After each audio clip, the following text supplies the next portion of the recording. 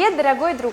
Меня зовут Зарина, и я являюсь студенткой первого курса Института филологии и межкультурных коммуникаций Башкирского государственного педагогического университета имени Акмуллы. Что же дает учеба в Башкирском государственном педагогическом университете? Во-первых, это, конечно же, качественное образование, яркие впечатления, новые возможности и, конечно же, в дальнейшем хорошую работу после окончания вуза. Помимо качественного образования, которое преподносится нам в самых доступных, интересных и наглядных формах, студенты имеют возможность развивать свои творческие навыки и организаторские способности, принимая участие в различных конкурсах и мероприятиях, проводимых не только вузом, но и другими организациями. Например, совсем недавно прошла студосень, где каждый первокурсник мог проявить себя и принять участие в этом неповторимом, ярком и запоминающемся шоу. Смотри, как красиво! ИФОМК – это сила. Именно так звучит девиз моего института. Действительно, ИФОМК – это большая дружная семья. Сделай шаг в будущее вместе с Башкирским государственным педагогическим университетом имени Акмуллы. Привет, меня зовут Настя Радина. Я студентка первого курса ИФОМКа. Сегодня я вам хочу рассказать одну интересную историю о появлении буквы Ё. Вы никогда не задумывались, откуда в русском языке появилась буква Ё? Нужна ли она нам в современном языке? Может, вообще стоит от нее избавиться? Какую роль она играет сейчас, а какую играла в прошлом? Изменилось ли что-нибудь? Столько вопросов и так мало ответов. Давайте будем разбираться вместе. В этом году, в 2020-м, букве Ё исполнилось 237 лет. Ее день рождения 29 ноября 1783 года. В древнерусском языке буква Ё появилась не сразу. В 17 веке в русском языке появилось ёканье, но это использовалось только в разговорном языке и считалось языком черни.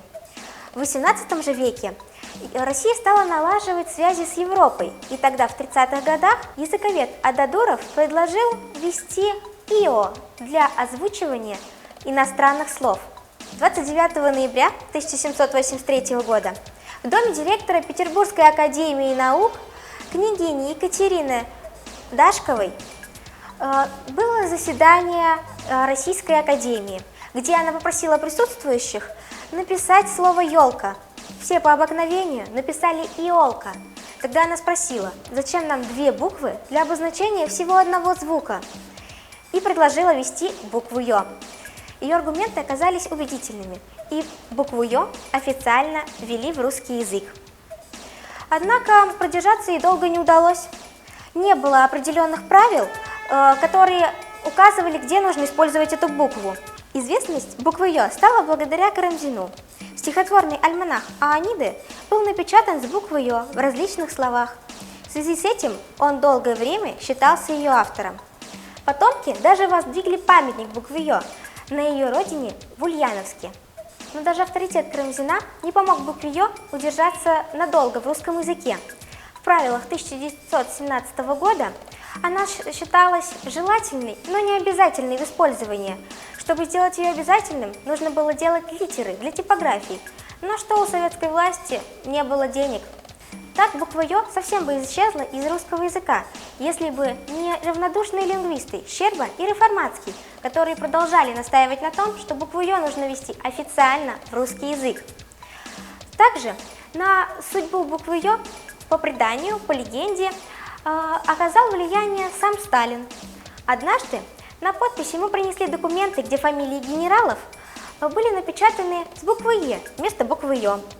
Он пришел в ярость. И тогда на следующий же день в газете «Правда» во всех словах, где это было необходимо, было напечатано буквой Ё. В орфографических правилах 1956 года она вновь была переведена в разряд необязательных и писалась лишь в некоторых случаях, когда необходимо предупредить неверное чтение, например, «все» и «все», в которых до сих пор происходят путаницы, если буква пишется неправильно, когда нужно указать произношение малоизвестных слов. И также в букварях и школьных учебниках, ведь на букву Ё всегда падают ударения, и тогда дети быстрее запоминали правильное произношение слов. В современном русском языке ее вес намного важнее. Она используется в сочетании звуков «и» и «о», например, «ёж», «моё». Гласное «о» после мягкого согласного «всё», «нёс». И после шипящих наряду с буквой «о». Конечно же, вам всем известно правило «о» и «о» после шипящих и «ц». Также она сохранилась во многих заимствованных словах, в основном из французского «серьезный» и «курьез». До сих пор существуют противники буквы «ё», которые считают, что она не обязательна и было бы проще, если бы ее убрали из русского языка. Однако это не так. Буква «ё» – это часть нашей истории. Она одна из 33 букв нашего русского алфавита. Поэтому после сегодняшней презентации я надеюсь, что вы не будете забывать о ее существовании. Привет, меня зовут Олеся. Я студентка ИФОМКа. В нашем университете мы узнаем очень много нового и интересного. И сейчас я предлагаю тебе принять участие в очень увлекательной игре и заодно проверить свои знания о русском языке. Наша игра называется «Говорим по-русски, о серьезном играем». Основные правила игры. У нас 3 призовых места. Победители получают призы. Ответы вы должны прислать на почту до 17 октября 2020 года. Вы указываете там свою фамилию, имя, отчество, место учебы, класс и прикрепляете свое фото для того, чтобы вы могли знать, кому мы отдаем подарки. В ответах указываем все отгаданные слова. Важно! Ответы могут относиться к разным частям речи в разных формах. С результатами вы можете ознакомиться на нашем сайте кафедры русского языка БГПУ имени Акмуллы. Ознакомьтесь со скелетом нашего кроссворда. Первое задание. К каким словам относятся злато, ночь, рыбарь, ладья? Второе. Раздел русского языка, который знакомит с составом русского алфавита, соотношением между звуками и буквами. Третий вопрос. К какой лексике можно отнести слова общага, степуха, удочка, ржать? Четвертое.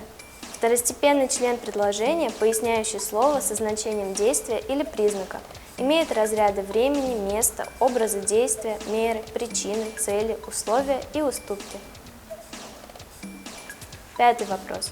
К какому виду подчинения относится словосочетание «новый дом», «в новом доме», «в летнюю ночь»?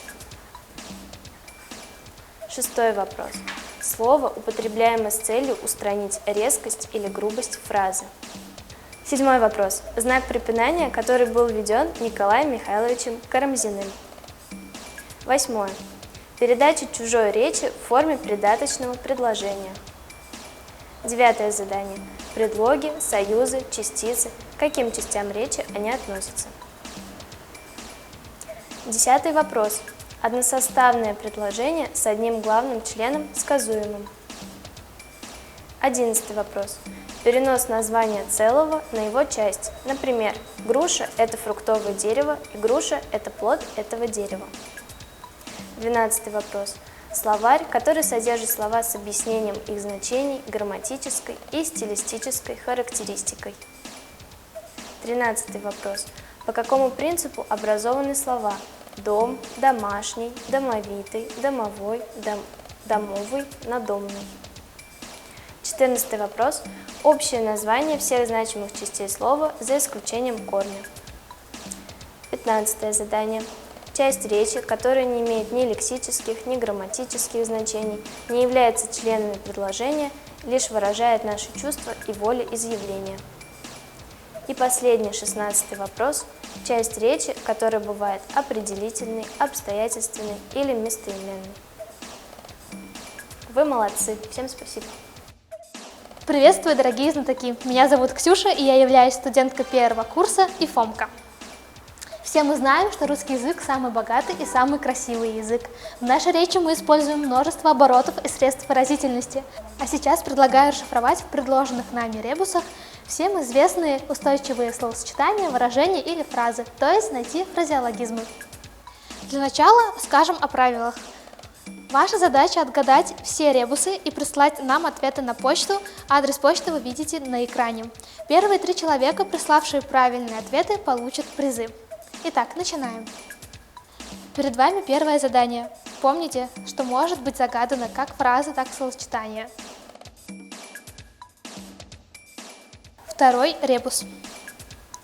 Все фразы и словосочетания мы слышим и говорим практически каждый день, поэтому я думаю, что вы справитесь. Третье задание.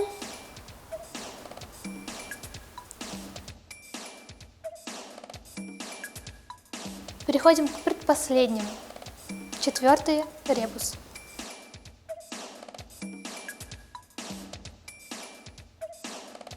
Итак, перед вами последний загаданный фразеологизм.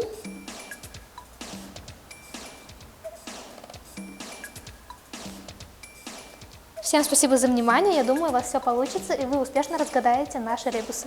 Принимай участие, выигрывай призы и становись частью нашей большой семьи. Смотри, как красиво! И Фомка — это сила!